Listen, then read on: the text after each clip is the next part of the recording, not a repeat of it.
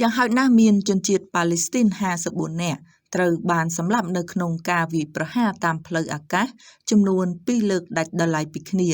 កាលពីរំលងអធ្រាត្រឈានចូលថ្ងៃទី26ខែឧសភានេះ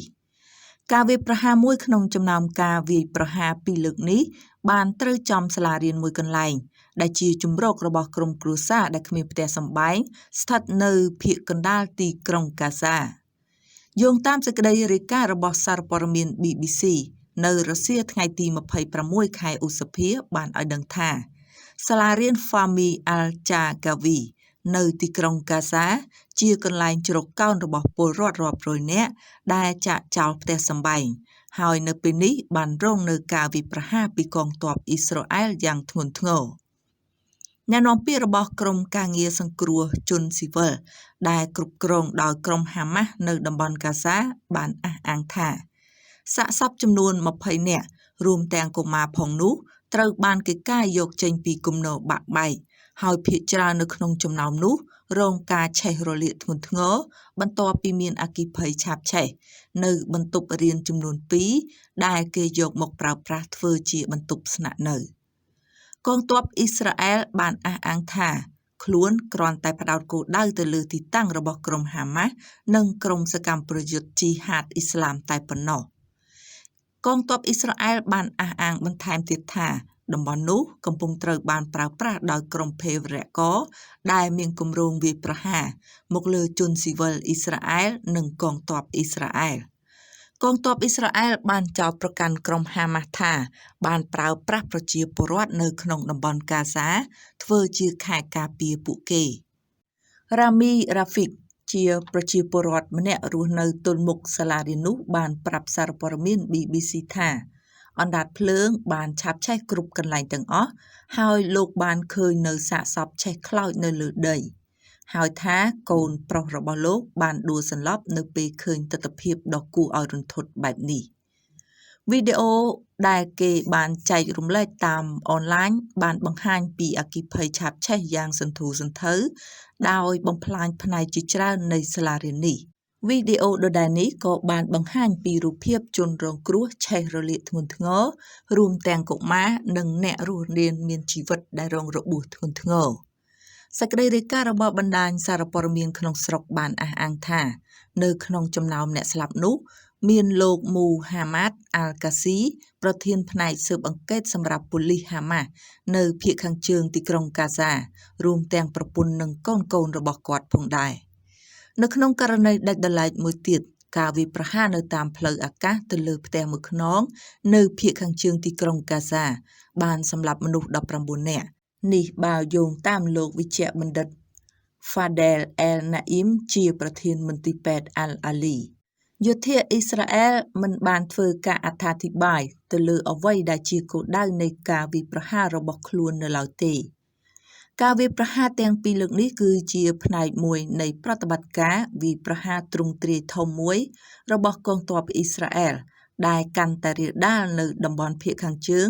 នៅក្នុងរយៈពេលមួយសប្តាហ៍កន្លងទៅនេះ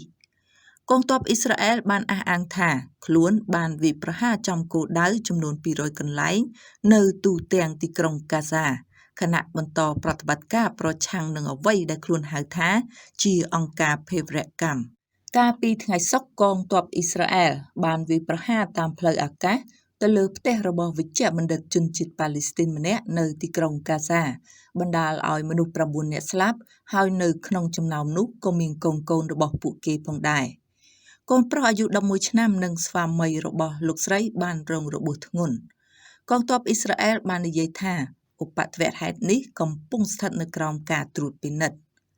ស្របពេលជាមួយគ្នានេះដែរអង្គការកាកបាទក្រហមបានអះអាងទៀតថាបុគ្គលរបស់ខ្លួន2នាក់ក៏បានស្លាប់នៅក្នុងការវាយប្រហារតាមផ្លូវអាកាសមកលើផ្ទះរបស់ពួកគេនៅទីក្រុងខានយូនីសកាលពីថ្ងៃសៅរ៍គណៈកម្មាធិការកាកបាទក្រហមអន្តរជាតិបានហៅការសម្លាប់លោកអ៊ីប្រាហ៊ីមអេតជាមន្ត្រីជំនាញបំផ្លាញគ្រឿងផ្ទុះនិងលោកអាម៉េតអាប៊ូហ៊ីឡាជាសន្តិសុខនៅមន្ទីរពេទ្យ Red Crossfield ថាករណីនេះជាការសម្លាប់ជនស៊ីវិលដែលមិនអាចទទួលយកបានដោយបញ្ជាក់ឡើងវិញនៅការអំពាវនាវរបស់ខ្លួនឲ្យមានបទឈប់បាញ់ ការពីថ្ងៃអាទិត្យប្រធានអង្គការសប្បុរសធម៌មួយបានចេញសេចក្តីសម្រេចលាលែងពីតួនាទីរបស់លោកបន្ទាប់ពីបានស្វាស្វែងចង់ប្រើប្រាស់ក្រុមហ៊ុនឯកជនដើម្បីដឹកជញ្ជូនជំនួយទៅកាន់តំបន់កាហ្សាអង្គការនេះបានបង្កើតឡើងយ៉ាងចម្រុងចម្រាសដោយមានការយល់ព្រមពីអ៊ីស្រាអែលនិងអាមេរិកនៅក្នុងសេចក្តីថ្លែងការណ៍មួយលោក Jed Wood នាយកប្រតិបត្តិរបស់អង្គការមូលនិធិមនុស្សធម៌កាហ្សាបានលើកឡើងថាវាច្បាស់ណាស់ដែលថាផែនការនៅក្នុងការរៀបចំទីតាំងបែងចែកជំនួយនឹងមិនឆ្លើយតបទៅតាមគោលការណ៍មនុស្សធម៌ដែលមានឯករាជ្យនិងអព្យាក្រឹតនោះទេអង្គការមូលនិធិមនុស្សធម៌កាហ្សាបានអះអាងថាខ្លួនមានការខកចិត្តចំពោះការលាលែងរបស់លោក Jed Wood ប៉ុន្តែជាជំនួសមកវិញខ្លួននឹងចាប់ផ្ដើមដឹកជញ្ជូនជំនួយផ្ទាល់ទៅតំបន់កាហ្សាអង្គការមូលនិធិមនុស្សធម៌កាហ្សាបានអះអាងទៀតថារថយន្តរបស់ខ្លួនបានផ្ទុកជំនួយនិងត្រៀមចាក់ចេញដោយបានបន្ថែមថា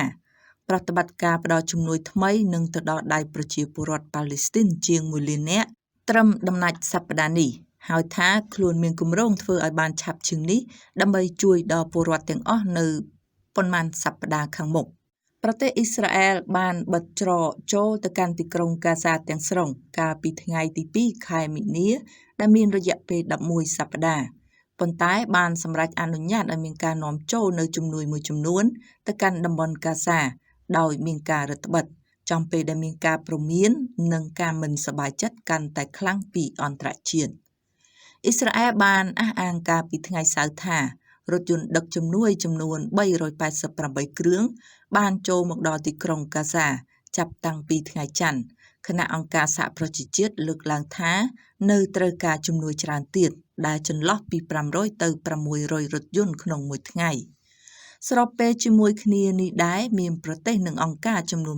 20បានជួបប្រជុំគ្នា